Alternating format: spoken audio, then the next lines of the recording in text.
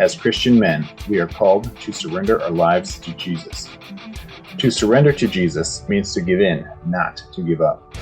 We are called to use our strengths, abilities, and opportunities to grow and prosper.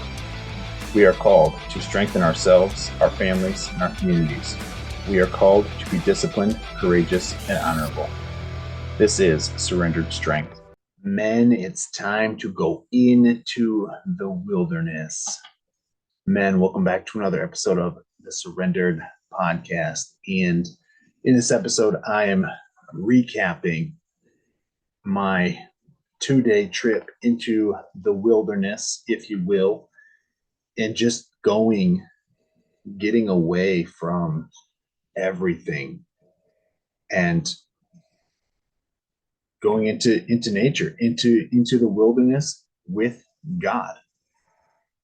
So for a long time, I've wanted to do a canoeing and camping trip.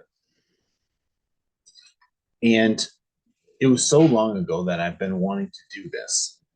Years, probably before I met even my wife, which that's over 8 years ago now. But I've always wanted to do this. Growing up, we canoed, and then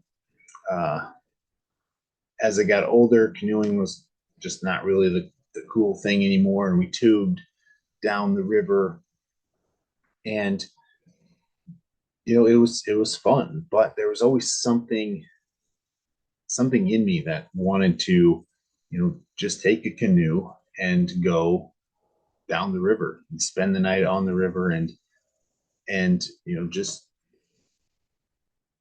be away from everything.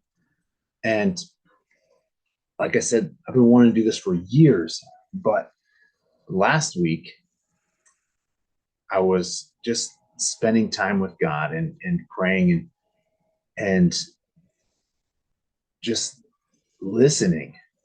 And he called me out into the wilderness.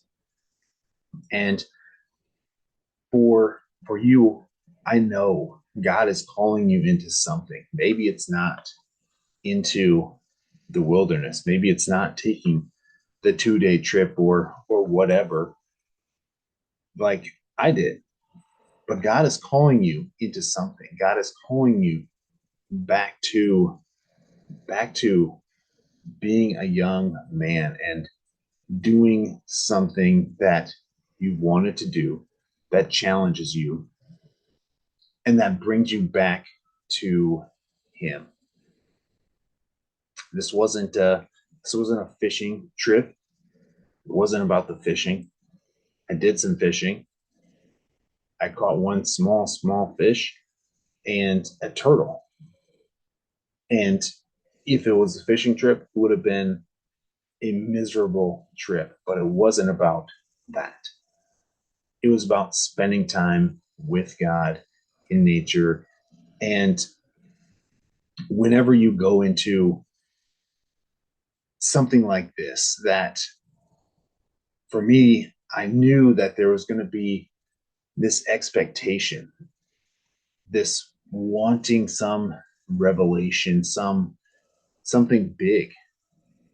And I knew this going into this, and I just prayed, God, I don't want any expectations on this trip. I just want to just be able to enjoy the trip.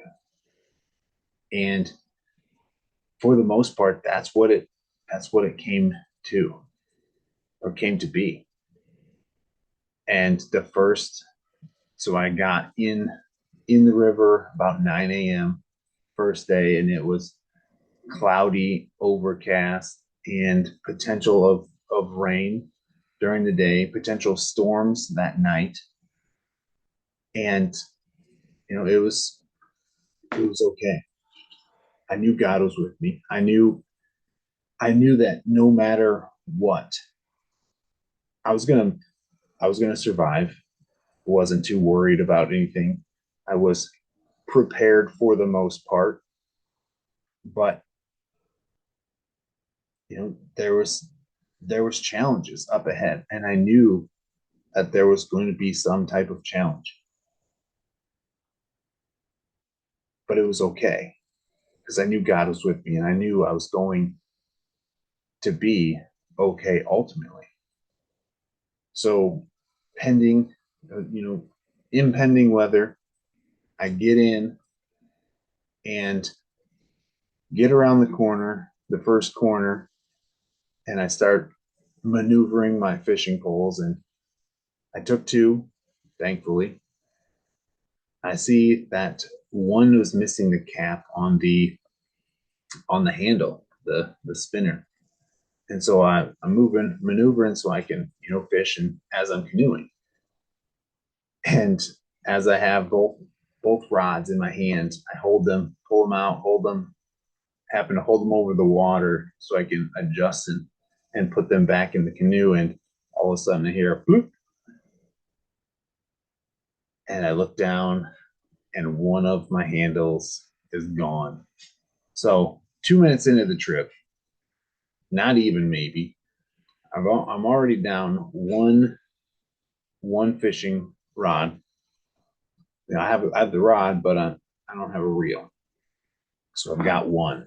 And I had plans to do some trot lines and some other ways to catch some fish. Ultimately, my goal was to eat what I caught and potentially take more home if that was an option, but did not end up being an option because, like I said, I didn't catch any fish. So anyway, down one rod, 2 minutes in, 3 minutes in, I realized I forgot toilet paper. Don't worry, I figured it out. We got through it, but like I said, I thought I was prepared and I wasn't fully prepared. First camping trip. Now I know better. So the first hour and a half of the trip, and it's I think total it was about a if you were to just canoe it all the way through, I want to say it was about a 17 to 20-hour trip, depending on the water speed. But the first hour and a half, as water I've been down, that's where we used to canoe, used to tube all the time, seen it before. So wasn't too worried about it. But in that first hour and a half, one of the first bridges that you go under, there's a sign that says, hazardous warning, skills required, trees across the river.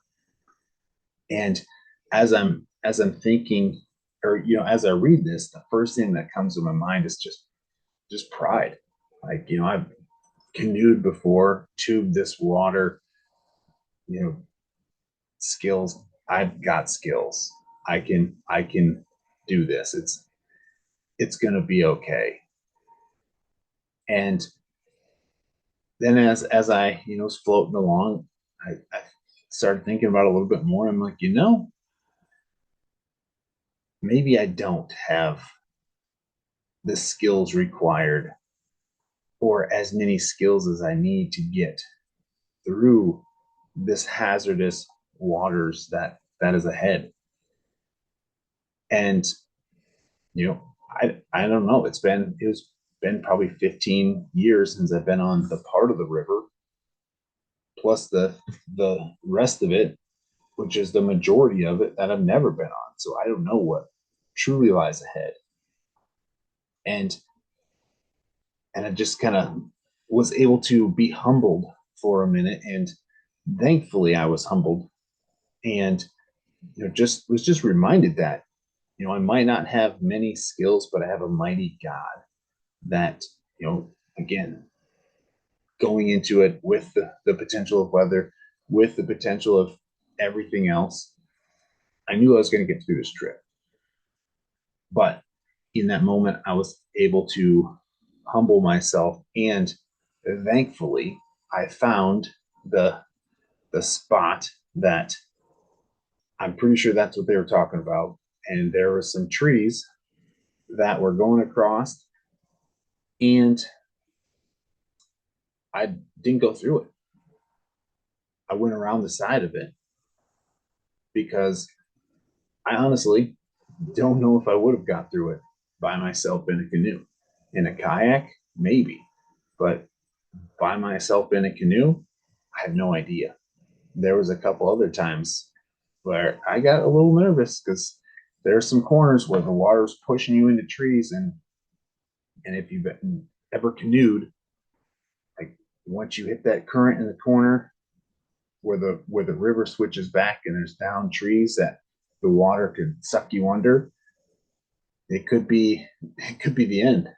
And I had that happen to me when I was younger, where we got pushed into a tree and the canoe got sucked under and it actually got stuck under. And somebody had to go in and get the canoe out. And thankfully, we were okay back then. And again, made it through. But there was a couple times where I was like, oh shit, this could be it. This could be the one to dump me. And luckily that never happened, but there was a few times. And again, I might not have many skills, but I have a mighty God. Doesn't mean I'm going to be testing God. That one spot where I went around instead of trying to go through where all the trees were across. I don't know what would have happened. Maybe it would have been okay. Maybe not. Doesn't matter. I wasn't going to test it, especially first time in a canoe and being by myself. So that's just one of the little lessons that as I started out the trip, just being humble. And so I went down or continued in the first 3 hours. It was sprinkling kind of on and off the whole time, and then it cleared up for two or 3 hours, and I found a spot that like this could be a good spot to spend the night. There's some trees that were on a sandbar, and it's like be easy to make a camp. All I had for to sleep under was a couple tarps. I brought some tarps, one to sleep on, one to sleep under, because I didn't have a single tent. So I stopped and started walking around on the beach, and it was a pretty big beach or sandbar, if you will. And I was exploring and finally, like, what, this is good.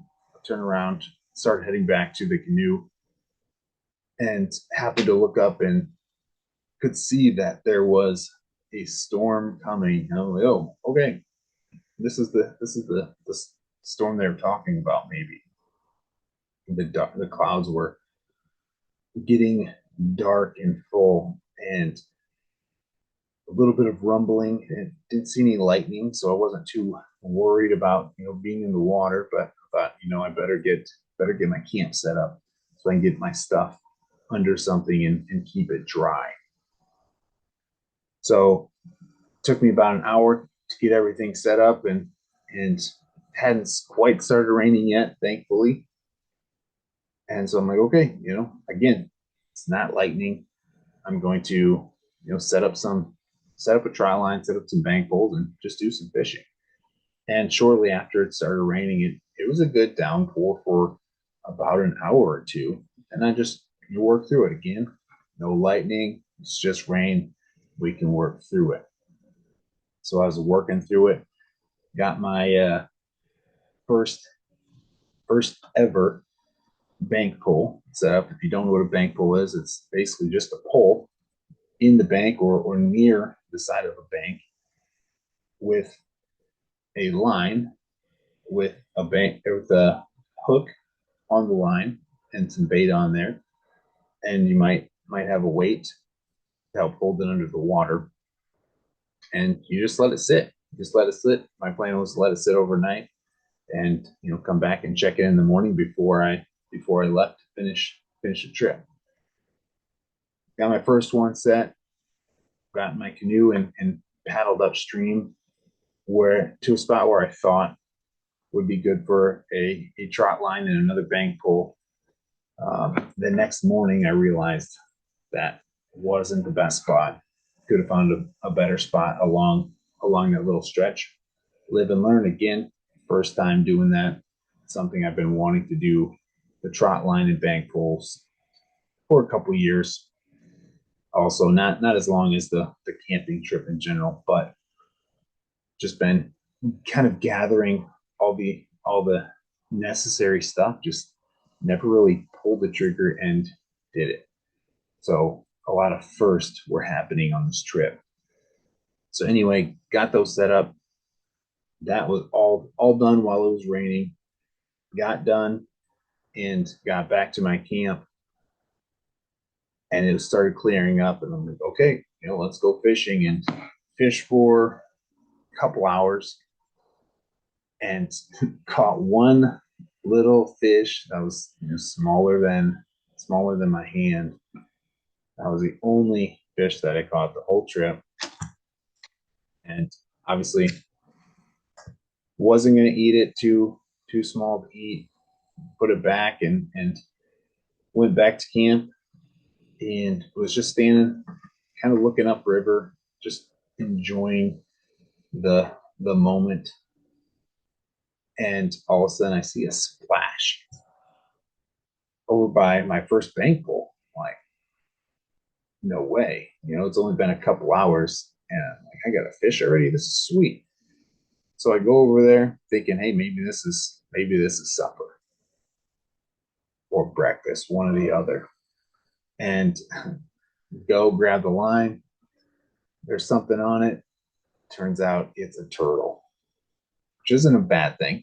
Just I've never caught a turtle, never done anything with a turtle. I don't know what to do with a turtle. Thankfully, I had a little bit of reception there and was able to message somebody that has caught turtles, has done stuff with turtles, eaten turtles. So I'm like, hey, what do I do? As at that point, there was a hook down his throat that I wasn't gonna be reaching my fingers in to try and get out. And thankfully, it was big enough to bring home, and we'll be eventually eating it, cleaning it, eating it, and trying turtle for the first time. That'll be an interesting experience. So that was the only thing I was able to catch and actually bring home. Um, the rest of the evening was really just relaxing and just spending that time with God and just enjoying the moment, trying to be present with the campfire, be present with the clearing skies, and be present with the fact that there are stars out. Be present with the fact that I'm in nature, in what God created back in the beginning, and that's always been when we think about life and death. One of the things that excites me about heaven, about the new heaven and new earth, is that it's all going to be made new, and to just be in nature and to experience the newness, the garden, the beauty that is untouched by man. That's something that I'm excited for. I don't know what you guys think about heaven and what that looks like, but the Bible says it's going to be a new earth. So, what does that look like? I don't know exactly, but I know it's going to be amazing, and I'm excited to see it. So, I was able to just spend that time and just continue to be. And it was funny, as I was sitting there, I felt like there was something I should be doing, something I need to do. I need to do this. I need to do that, or I should do this, or I should do that. And it was challenging to just be, because this is what our life is constantly going and not just sitting and pausing and appreciating what we have around us. So that was one of the challenges that I had to sit with, and to just kind of be in that moment of just breathe, and be and experience and be okay with the fact that there's nothing to do except to just sit there. And it was a beautiful moment. And as I thought about that, just wanting to be able to do this more, not not always have to go camping, to just be and not feel like there's something I need to do. And this is going to be a challenge for me, as moving forward, is to just make time for that and not feel like I need to be doing something, and being able to just spend time with the people that matter the most, do things that matter instead of constantly trying to do things that you know maybe other people want me to do, and things that I don't want to do things that I want to do, and maybe not do anything at all sometimes. And maybe this is where you're at, where you've been constantly bombarded with tasks, your jobs at home, things you need to do, things you feel obligated to do, people you feel obligated to be around or to connect with. And it's just constant, something after the other. Maybe it's time to pause. Maybe that's what God's calling you into, is to just pause and just spend a little time with Him.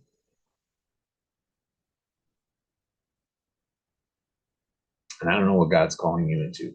Again, this trip was, God called me into it. I think He's been calling me into it for years. I don't know if it, originally it was a call of His or something I wanted to do, but I know last week it was a call, an invitation.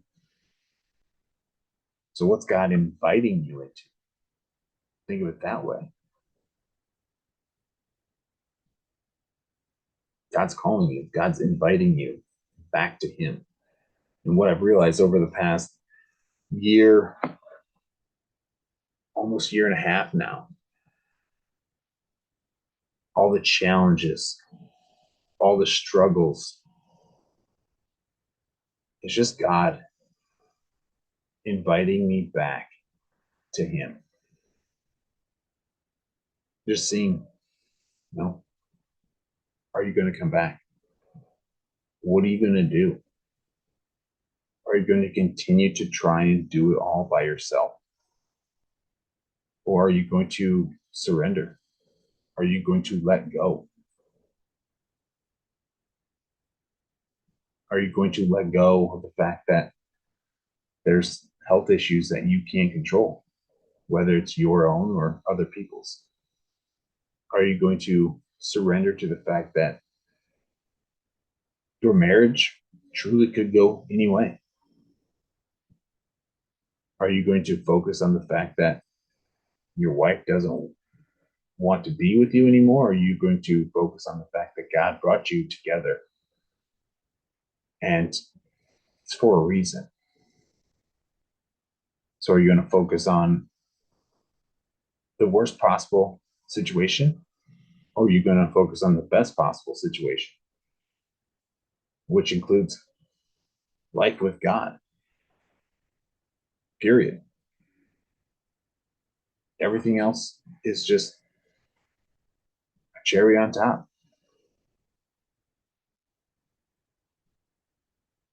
But what you truly want is life with God. And God's calling you back to that. And maybe it's a work thing. Maybe it's, you lost your job, you switched jobs, you need to switch jobs. Maybe you own your own business and you're trying to get it started. Are you going to continue to do things the way the world wants you to? Are you going to surrender? let go and allow God to do what God's going to do. And maybe you're like, I don't know what He's going to do. I don't know how this is all going to work out. You're right, we don't. Neither do I, but God does. We might not have the skills we need right now. We might not have many skills, but we have a mighty God. So, man, I encourage you to just take some time to pause, listen for that call, listen for that invite. What's God calling you back to Him for? What have you been trying to control for so long that you think you can do it on your own? Yet it hasn't been working.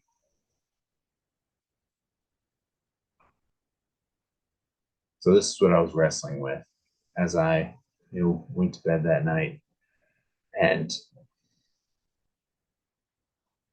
just laying there in not silence, because of that, the animals were out and about, the insects were out and about, and I thought I saw some lightning as I was allowing the fire to burn out, but the sky was clearing, so it was weird.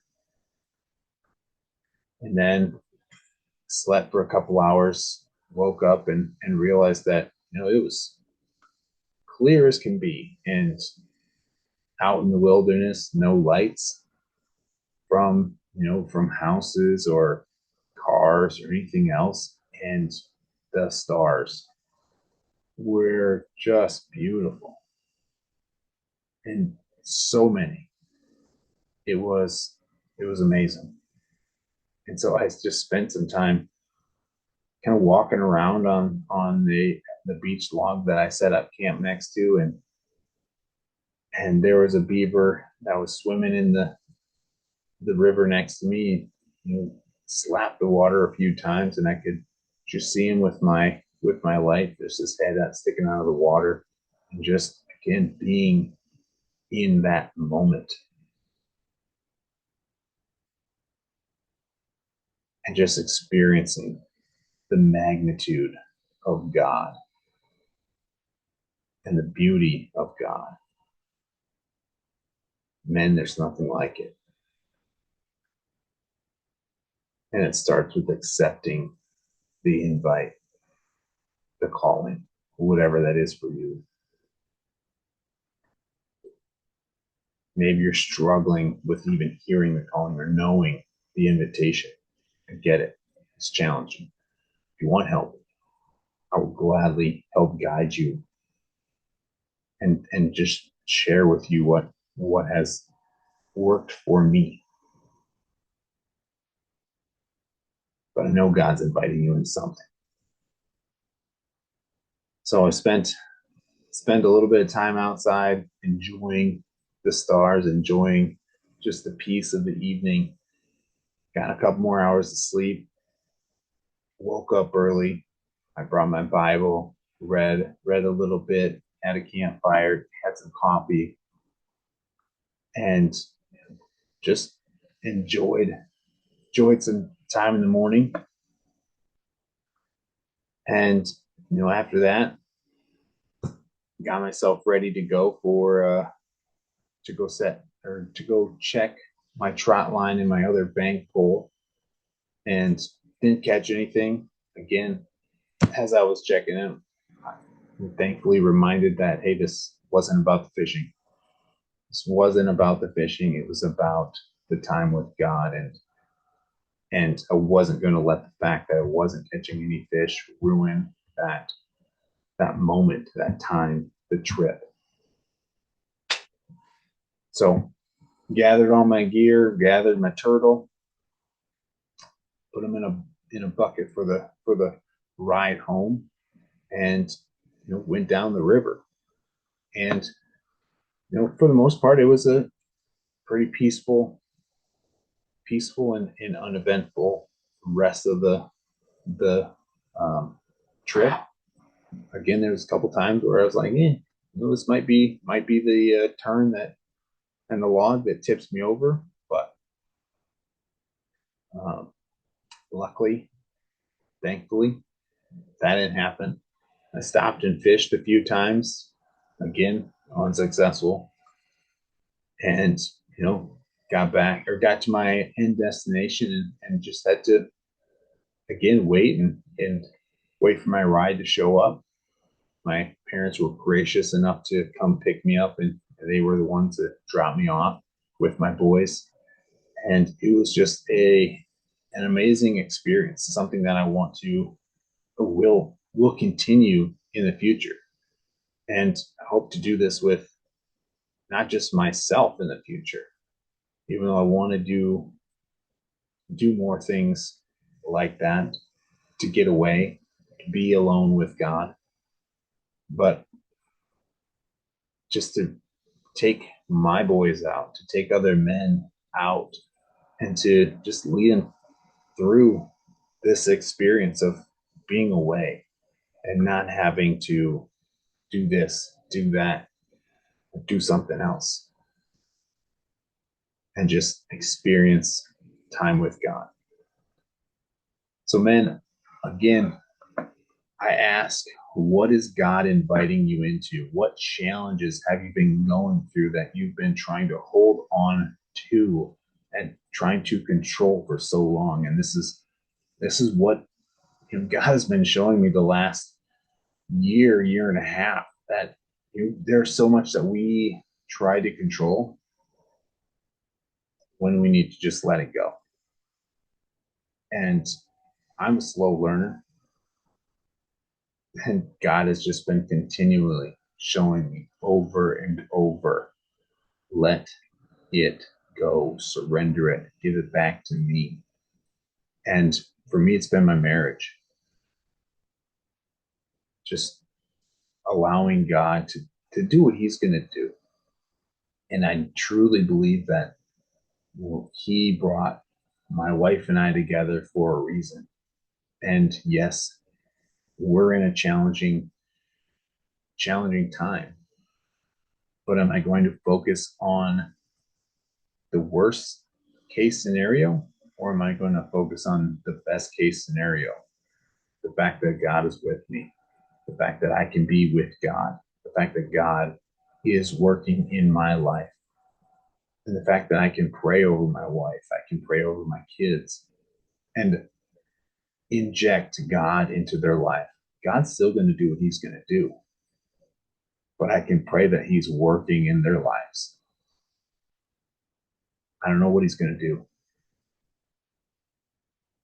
I know there's hope for all the things, the desires that I want, the blessings that I want. I know there's hope for the desires and the blessings that you want, but it's only with God. So, what's the call? What's the invite that God's calling you into? And if you're feeling challenged in this and you need help, guidance to just strip away all the lies, everything, and to see the truth of what God's calling you and inviting you into, I would love to help you. I would love to share what has been helping me. And it's been crazy since back in August when I started just taking a real look at the facts of my life and the truth and the way I've been living. And ever since then, God has just been continually pulling the weeds out, if you will, and removing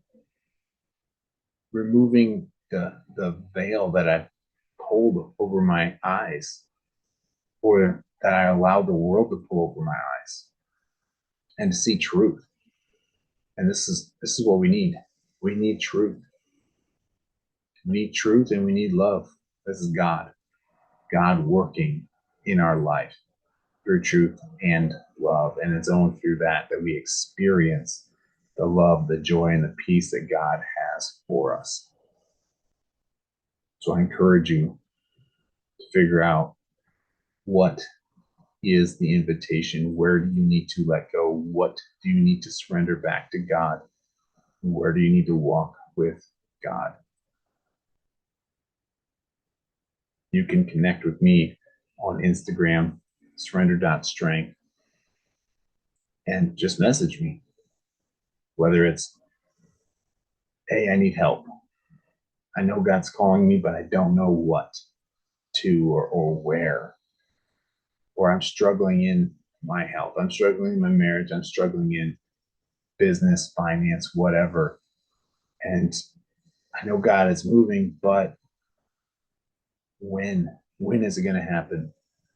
Can't answer that, but I can help you see some truth, and I can help you let it go. I can help you surrender it, because I've had to do the same. So, men, again, what's God calling you into? What is He inviting you to? Where can you surrender and let go? If you need help, message me, surrender.strength on Instagram. God bless. Thanks for listening. Connect with me on Instagram and Facebook at Surrendered Strength. Be sure to subscribe, like, and share, and live the Surrendered Strength Code. Discipline, courage, honor.